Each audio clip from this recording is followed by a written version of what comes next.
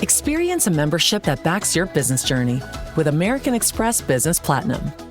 When you pay with membership rewards points for all or part of an eligible flight booked with a qualifying airline through Amex Travel, you can get 35% of those points back, up to 1 million points back per calendar year. American Express Business Platinum. There's nothing like it. Terms apply. Learn more at americanexpress.com/business-platinum. Welcome to Fine Tuning with Drew Taylor, your one-stop shop when it comes to animation news and commentary. I'm entertainment writer Jim Hill, and Mr. Taylor, whose writings on the industry you can regularly read over on The Wrap, and whose musings on the Mission Impossible movies you can listen to on Light the Fuse, the official Mission Impossible podcast. He and I are recording this week's show on Sunday, August 27, 2023, and last time we talked, Drew, you were on the other side of a hurricane. This has been a quieter weekend for you? Or? Yes, it has. Okay. I've been running around a lot, but everything is, at least geothermically, everything is calm. Yeah. Okay. Well, speaking of calm, I love that picture you posted yesterday of Nova on National Dog Day or Worldwide National Dog? Pet Day or National Dog Day. Yes. Yeah. What a sweetie. Well, I'll send you a picture of her in her rain poncho, which she was wearing last weekend. Yeah. Okay. Oh, poor thing. All right. Anyway, folks, we start this week with a bit of sad news. Arleen Sorkin, the very first actress to voice Harley Quinn, the now iconic Batman character, passed away on Thursday of this past week, August 24th. She was just 67. Mr. Taylor and I will pay tribute to Ms. Sorkin, as well as explore the origin of this Batman character on the second half of today's show. But before that comes the news. And as always, news portion of today's show is brought to you by Touring Plan's own travel agency. So if you're thinking of heading back down to Walt Disney World in the not-so-distant future, these obviously knowledgeable folks can help you plan your dream vacation. They'll even toss in a free subscription to Touring Plans. So if you're planning on visiting Central Florida anytime soon, please check them out at touringplans.com/travel. This show will go live on Tuesday, August 29th, 1 week later, on Tuesday, September 5th. The very first Oogie Boogie Bash, a Disney Halloween party, will be held at Disney's California Adventure Park. This year, they're doing 25 nights. Sadly, it's already sold out. Runs from 6 to 11 p.m., though if you have a ticket, you can do the mix-in thing starting at 3. I'm thinking we may need to ask folks to help us out with tickets here, because did you see who they're adding as a character to this thing? Yeah, it really broke my heart when I saw who was going to be there. Please explain. Okay, so Judge Doom is going to be there, who I cannot remember. Has he ever been in the parks, Jim? I don't think so. Oh. And I'm blanking the name of the villain from Coco they did last year with the amazing makeup appliance. Oh, yeah, Ernesto de la Cruz. Yeah. Yes. I mean, they did an amazing job. And if they do anything that's even approaches that, this is must see. And particularly for two huge fans of Roger Rabbit like you and I, this is like, we got to go. We got to go. Well, it also... He is a character that is not co-owned by Steven Spielberg, so that also makes it a much easier lift. There we go. And then the other new character is Yokai, who was the villain from Big Hero 6, who will be appearing in the San Francisco area of the park. Yeah. Which, by the way, officially opens later this week. Thursday, August 31st, to be exact. So, yeah. Though I have to tell you, the other thing that sort of finally tipped the needle is that I'm not proud. I'm asking. Did you see that one of the other characters is Mad Madam Mim? Oh, I love Mad Madam Mim. Well, more to the point, that was the very first Disney film I saw in a theater. But this would have been December of 63, maybe the following month, January of 64. So I was all of 4 or 5. But the Wizards battle, I mean, what's so funny of animation fans of a certain age, it's like, or animation pros, you ask them why they got in the business. It was like the Wizard's Battle in Sword in the Stone. I wanted to do that. So I'm just putting this out there, folks. If you happen to have a couple of extra tickets for, say, the week of October 19th through the 26th, and, you want to hang out with two guys who know way too much about animation, we would be happy to join you. Yes, absolutely. Well, I think, Jim, that was one of the first Disney movies I saw as a kid, too, because really?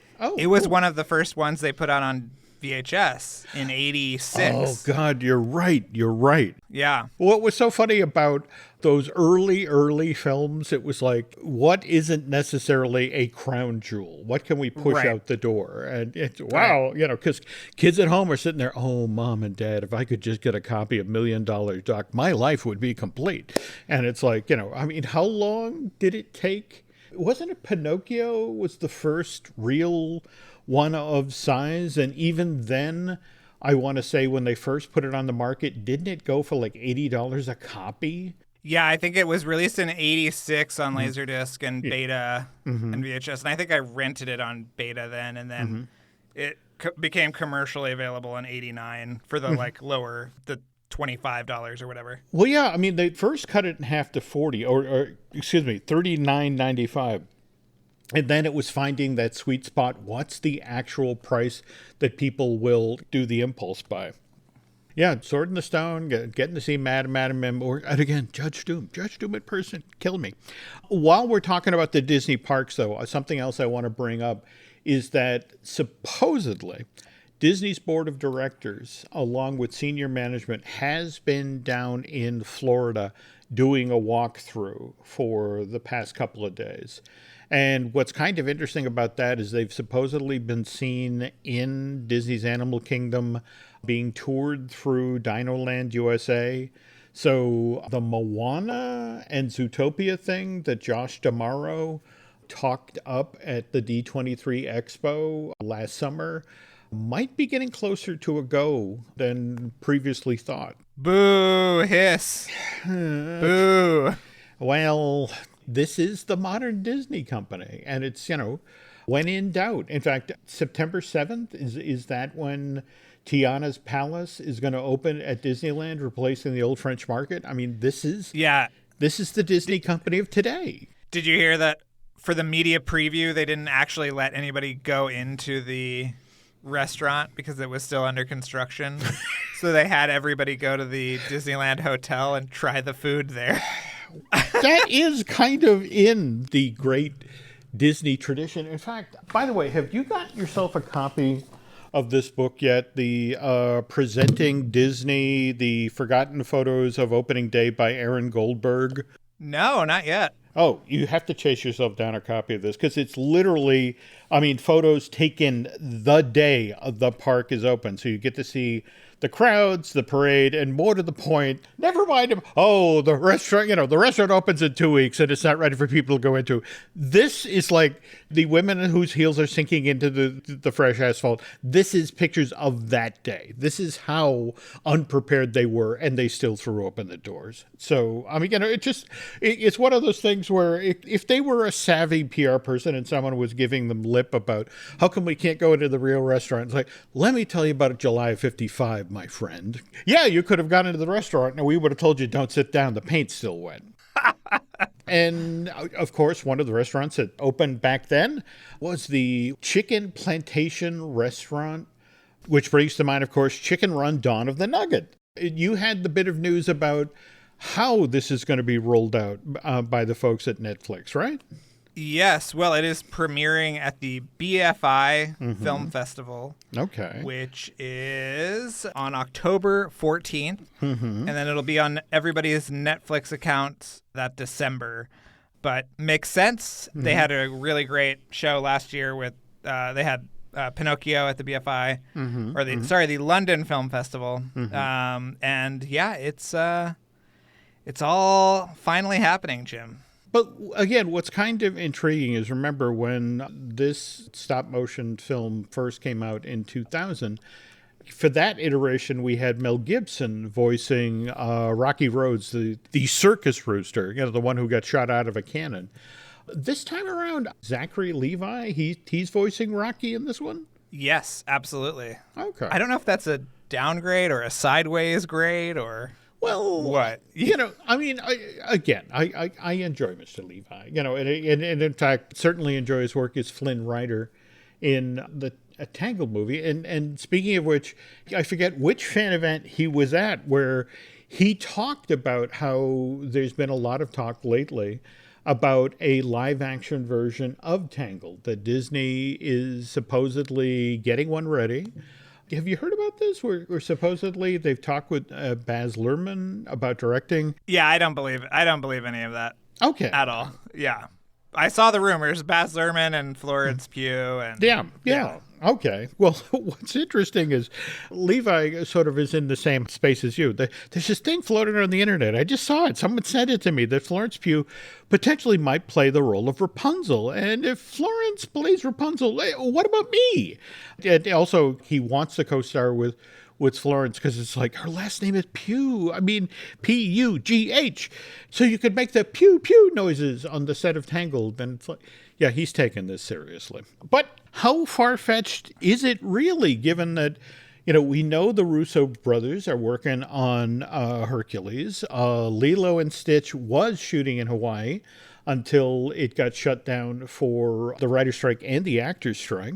Dwayne Johnson is supposed to be coming back to play Maui in the live-action version of Moana. So Zachary coming back to play Flynn Rider, not all that far-fetched. When's the last time you heard anything about that Robin Hood redo? Oh, I mean, it was Carlos Lopez Estrada was supposed to do it. He sort of left Disney Animation sort of not, I don't know if in the best of terms, but...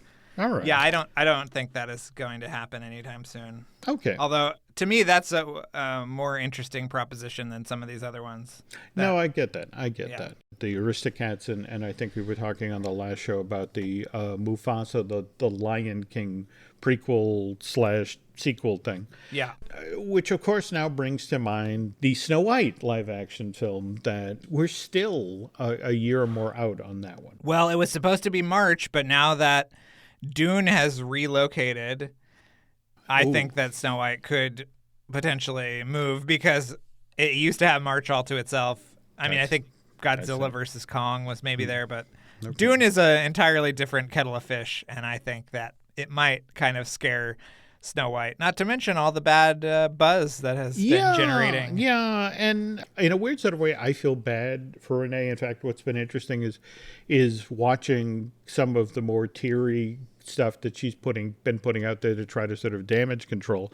But on the other hand, did you see this interview from The Telegraph with David Hand, the son of the original director of the 37 hand-drawn Snow White and the Seven Dwarfs? So, by the way, David Hand's dad's name was David Hand. So let's make this totally confusing. Yeah. 93 years old, and this British newspaper just sought him out to try to rile him up. Yeah. Yeah. It's one of these angry man yells at crowds thing. Now, mind you, to be fair, this David Hand did work at Disney as a designer in the 90s, and he's rightfully proud of his dad's work. But he talked about, when it comes to this live-action Snow White, that it's a whole different concept, and I totally disagree with it. And I know my dad and Walt would very much disagree with as well. He goes on to say it's a disgrace that Disney is trying to do something new with something that was such a great success earlier. Their thoughts are so radical now. They change the stories. They change the thought process of the characters. They're making up new woke things, and I'm not into any of that. And I want to pause here for a moment. And this is what makes me crazy about woke these days, is that whenever you ask somebody to explain what woke is, they just sort of deflect to it's something they don't like. That's about as specific as they can be. And I think what makes me crazy about Mr. Hand having this opinion is, what have we seen so far of this live action version of Snow White? I mean, you and I actually saw Gal Gadot and Renee on stage at the D23 Expo last year, enthusiastically talking up the movie. But have we seen a teaser trailer? Have we seen a trailer? I think there was like one image of Gal Gadot or something they showed at D23, but no, nobody's seen anything. Yeah. Absolutely. Yeah. So how is it that, I mean, like this quote, there's no respect for what Disney did and my dad did. I think Walt and he should be turning in their graves. And it's like, look, after you've seen the movie, you can have that opinion. You're perfectly entitled to. But in this space where even the one image that was out there of those folks in the character costumes that then... What was that? Was that But those were like stand-ins or well, something. No, it wasn't exactly. even an image from the movie. Yeah. Yeah. I mean, it's one of these things where it's like the only people who could have an opinion about this are the people who actually worked on this thing. We haven't seen frame one. So do you have to rush to hate it? Can you wait a few months till it actually arrives in theaters and then hate it? On the other hand, it used to be really popular to, it's a new Adam Sandler thing. Let's hate this. What did you think of Leo, the trailer that's out there for the new Netflix thing? I really liked it. I've seen 20 minutes of Leo or something, really? And I really, really like it. Yeah. Oh, cool. It's very charming. It was co-directed by some legendary comedy people, including Robert Smigel, who is one of the funniest people on earth. And one of the highlights of Annecy was cornering him at the Netflix party and talking to him for 30 minutes about his entire career. You are killing me. Oh, yeah. How cool. How cool. Yeah, the best. By the way, it is popular to hate on Adam Sandler, but I have to say how gracious he's been this past weekend with the passing of Bob Barker.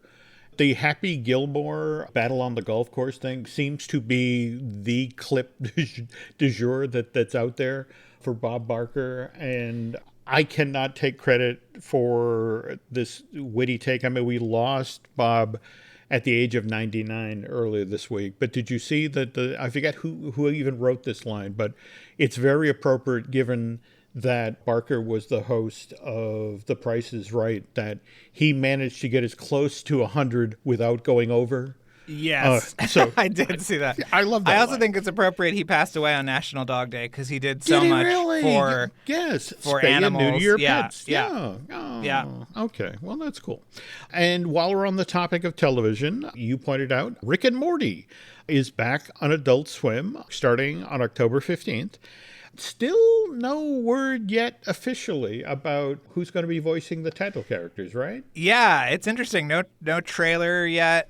I think a couple of images, but maybe they'll just get Dan Stevens to come do it on Rick and Morty like he did on Solar Opposites. Interesting. But yeah, I don't know. Have you been watching the new Futurama, by the way, Jim? I have not. And in fact, that's getting killer numbers, isn't it?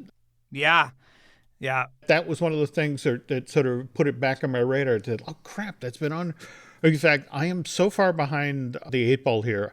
I haven't watched any of the new Futuramas. I'm now, I think, 3 episodes, soon to be 4 episodes, behind on Only Murders in This Building, season 3. But anyway, back to Rick and Morty for a sec. Okay, we're getting 10 new episodes. And what's kind of interesting about the whole Justin Roiland thing is that he left the show in January of this year. And so supposedly everything was recorded.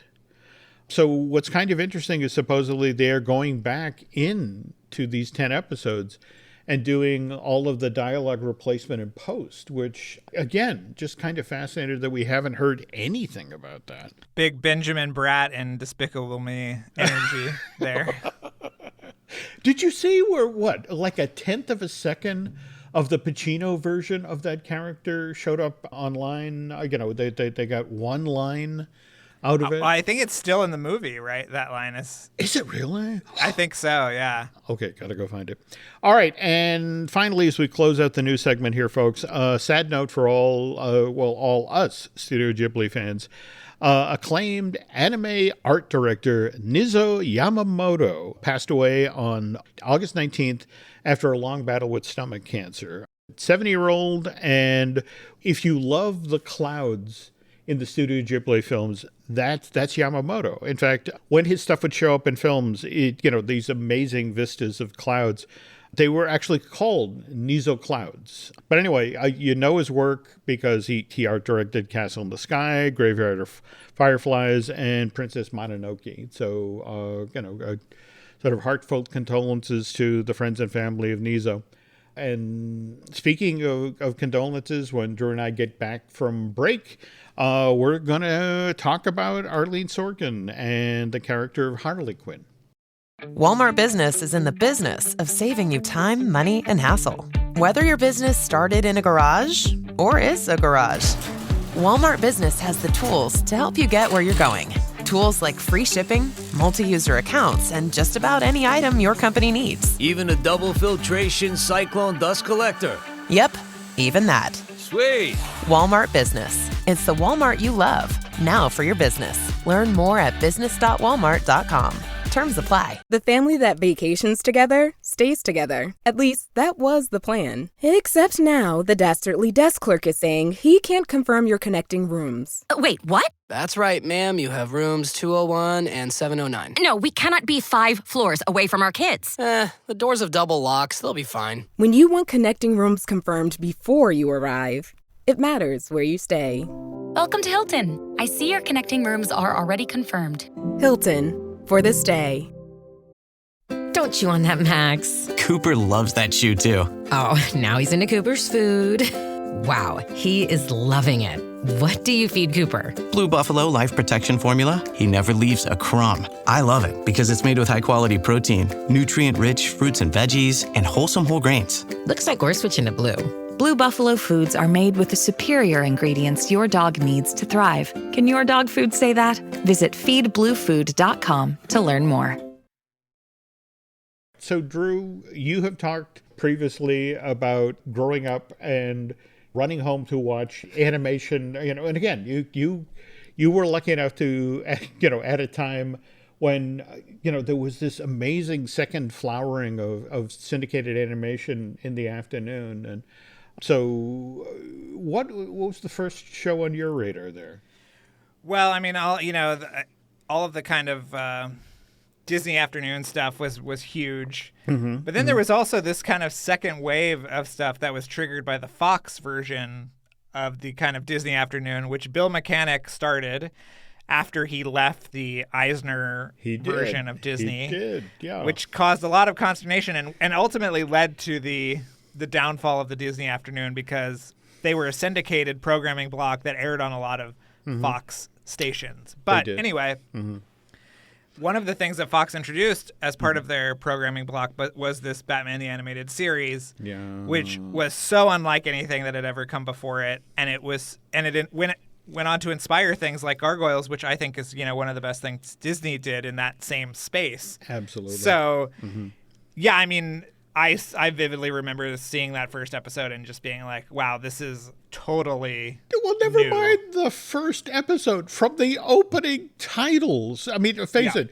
when the first episode of Batman the Animated Series dropped, and you got that amazing opening that's like, this is different. This has a great graphic look. This is a great storytelling style.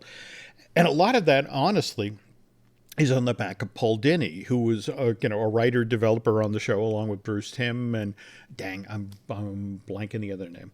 Alan Burnett, is that who you're Alan thinking Burnett, there we go. Yeah. Okay. All right. So it's 1991. The show won't drop till 1992, but they're in the middle of writing the first batch of episodes, 65 episodes for the first season, with the idea that it's a syndicated package, so it's 13 weeks of being able to run a new episode Monday through Friday without a single rerun.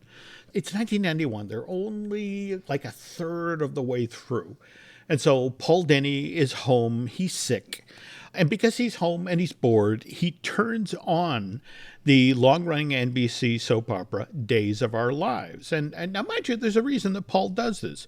Arleen Sorkin, who was one of Dini's oldest friends from school, they went to Emerson College together in the late 70s, is a member of the cast of the soap.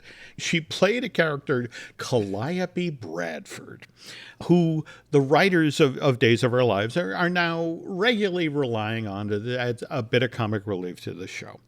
So the day that Paul tunes in to watch Days of Our Lives to check up on Arleen, Calliope is appearing in a dream sequence on the show where she's dressed as a clown. And Paul is looking at the screen and it's like, whoa. Because he just wrote this character for an episode that stars the Joker. And his thinking was that, the Joker forever has always had this kind of anonymous crew of henchmen. But there's nobody who really stood out from the bunch.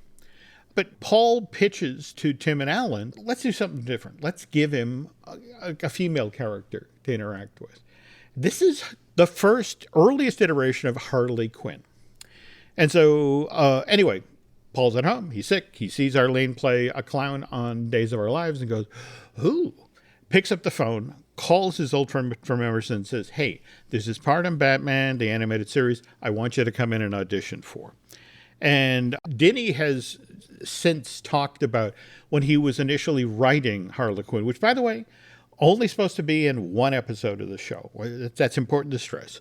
But he was thinking as he was writing the character, it's like, this is kind of like Billy Dawn from Born Yesterday. A character that was played by Judy Holliday in a 1948 film for Columbia Pictures. By the way, she won the Academy Award for the role. It's kind of a ditzy, streetwise blonde, got a bit of an edge.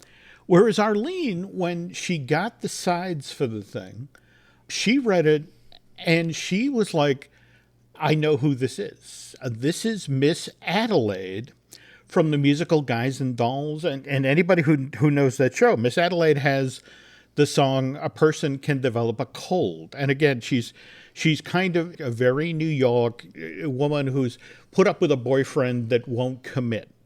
So as she's driving to the studio to audition, she's singing that song over and over again in the car. A person can develop a cold. And by the time she walks into the audition, she's got the voice in her head.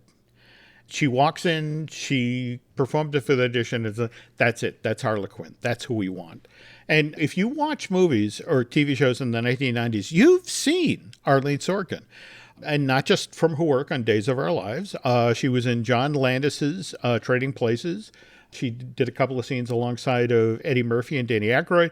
She was also the original female host of ABC's Funniest People. But the role that Sorkin is best known for today isn't anything she did on camera. It's all off camera, and it's Harley Quinn, which, like I said, only written to be in one episode of this thing. 22nd episode of season 1. Title of it is Joker's Favor. You can go check it out.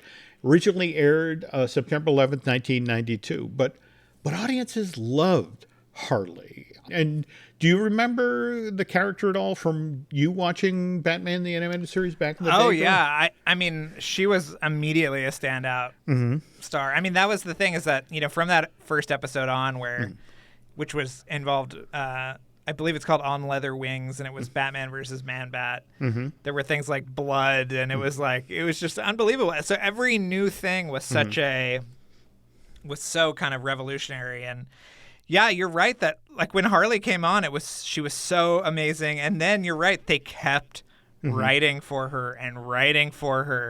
And from what I understand, the character was as much informed by Arleen as anything else and her conception of the character. But like that great episode where she and Poison Ivy are kind of a Thelma and Louise duo. It's called Harley and Ivy.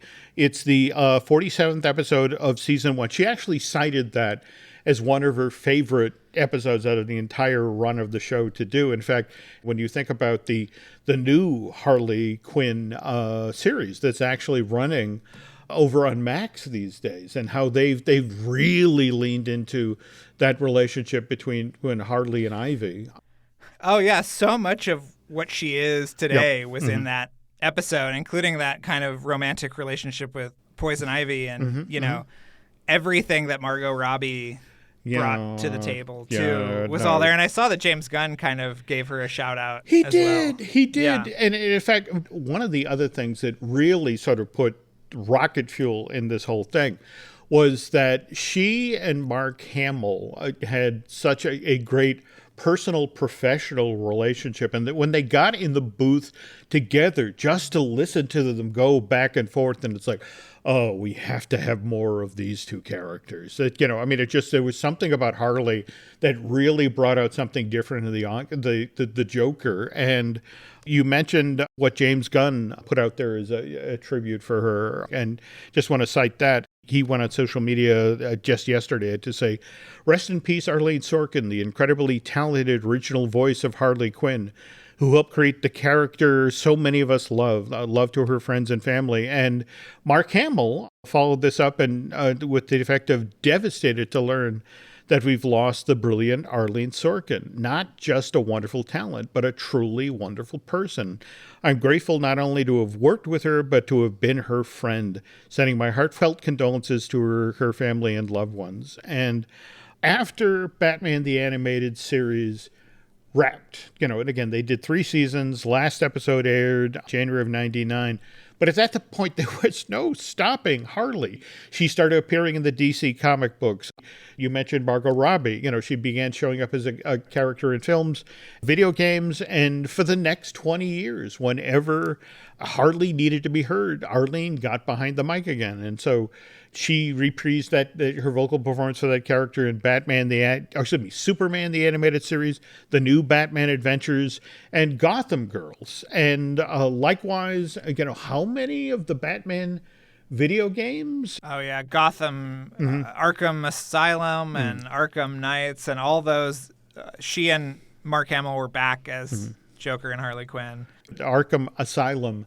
That was written by Paul Dini, and it was, just the whole notion of I'm putting Harley in this thing and I'm calling Arleen again, because there's only one way that she sounds. And by the way, her 2 favorite episodes for portrayals of the character, we mentioned Harley and Ivy, and there's also Harley's Holiday. That's the 6th episode of season 3. Both of those were also written by Paul Dini. I mean, it's like, I'm bringing her back. I'm bringing this character back. I'm also happy to report that in addition to having this kind of professional success fairly late in her career, she also had a happy personal life. Arleen married in 1999 producer Christopher Lloyd. Not that Christopher Lloyd, by the way, not the Judge Doom guy that Drew and I are so excited to go to Oogie Boogie Bash. Come on, folks, give us tickets. But no, this is the producer of the long-running sitcom, first Frasier, and then he was the co-creator of equally long-running Emmy Award-winning Modern Family. But Arleen and Christopher then had 2 children together, their sons Eli and Owen, and Arleen began to have serious health problems, which meant finally Arleen had to hand off her Harley Quinn voicing duties to somebody else. And who she decided to hand it off to and, sort of gave her blessing to the folks over at Warner Brothers was Tara Strong, who had actually voiced Batgirl in the original Batman the Animated Series. So she'd had the privilege of sitting in the booth and watching Arleen and Mark work together, to work their magic as the Joker and Harley. So she also took to social media this past weekend to pay tribute to her friend. And this is what Tara had to say about Arleen. "Without this gorgeous, talented goddess, Harley Quinn would have never existed. She was the inspiration and the heart and the soul of this iconic character.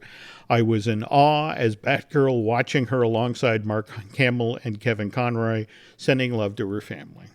And so here we are at this point. I mean, we've lost Arleen, but Harley obviously lives on. We were just talking about Margot Robbie's live-action Tate. And Kaylee Cuoco from The Big Bang Theory has been doing Harley for the animated series. In fact, the 4th season of that is now airing over on Max. But all of this happened because Paul Dini stayed home from work one day back in 1991 because he was sick. And he decided to turn on Days of Our Lives to see, what his old friend from college was up to. And life's funny like that sometimes. Yes. Also, I encourage everybody to read Paul Dini's kind of autobiographical graphic novel, because I believe it's called The Dark Knight, NIGHT, about his alcoholism and making the show when he was going through something really serious. It's really wonderful. It's very honest and open, but beautifully done. And yes, I encourage everybody to read that. Have you read that, Jim? I have not. Don't get me wrong, I'm a huge Paul Dini fan. And in fact, one of my very favorite pieces of writing that Paul has ever done, and you'll have to go to the Internet Archive to chase it down, but it describes a childhood trip to Pleasure Island, the Disney knockoff that was built outside of Boston in the late 50s. And he tells this amazing story of a childhood trauma where he's on the Moby Dick ride after having just seen the geriatric Three Stooges performing live at the park. And it's all came together in sort of this nightmare vision that is honestly one of the funniest pieces of writing I've ever seen. And it's just one of those things that was on the internet for like 10 years and then just disappeared. And I every so often I reach out and nudge Paul to the effect of, please put that back up. It's one of my favorite things you ever did. But now I got to chase down this book. It's called Dark Knight, a true Batman story. Okay, cool. And it is absolutely wonderful. It's really, really great. I will I'll order a copy since we're done here. Anyway, Drew and I offer our heartfelt condolences to the friends and family of the late, great Arleen Sorkin during the time of sorrow. And I really, seriously, I'm going to miss hearing her voice say, Mr. J. But something I never miss is Light the Fuse, the official Mission Impossible podcast. So what are you and Charles up to this week? This week is the second part of our Lauren Balfe interview, so if you want to know where the great music from Mission Impossible Dead Reckoning Part 1 as well as Fallout came from, it came from this man's giant brain, and we kind of get into it with him, and we've got a lot of great episodes coming up, but be sure to check out that Part 2. It's available right now. All right. And while we're doing plugs there, I want to point out we have some other podcasts here we'd love you to sample. We, of course, have Disney Dish that I do with Len Testa. We also have Marvelous Disney, which I do with Aaron Adams, who, by the way, has a podcast of his own that's well worth checking out. That's called 32nd Street, and that's about the ins and outs of advertising. And in fact, in just a few hours, I'm going to be recording a brand new Looking at Lucasfilm with Brian Gahn, where the two of us are going to take a look at Ahsoka, which, by the way, Drew, you were right. Your comments on our last show about that's good stuff. I mean, it's not Andor, but it's definitely good stuff. Yeah. Beyond that, talk to me about social media. Where are we these days? I mean, I'm still on everything, but losing interest quickly. But if you want to find me, it's Drew Taylor, like a tailored shirt, on Instagram, Twitter, Blue Sky, Threads. You could throw a rock at me if you see me walking past. That's always a good bet. Yeah. Oh, wow. Okay. Be careful of that level of interaction. Speaking of things that are getting started, want to remind you all about Len and Mai's new project, Disney Unpacked. First ever video series. We're producing that in collaboration with Jim Schul, who spent 30 years working at Walt Disney Imagineering. We're doing some fun stuff over there. And more to the point, Mr. Schul, who has 100,000 images from all of the projects that he ever worked on at Disney. We're sharing some cool stuff. So be sure and check that out. We've got sort of teaser stuff over on YouTube. And I think that's going to do it for now. So we'll be back soon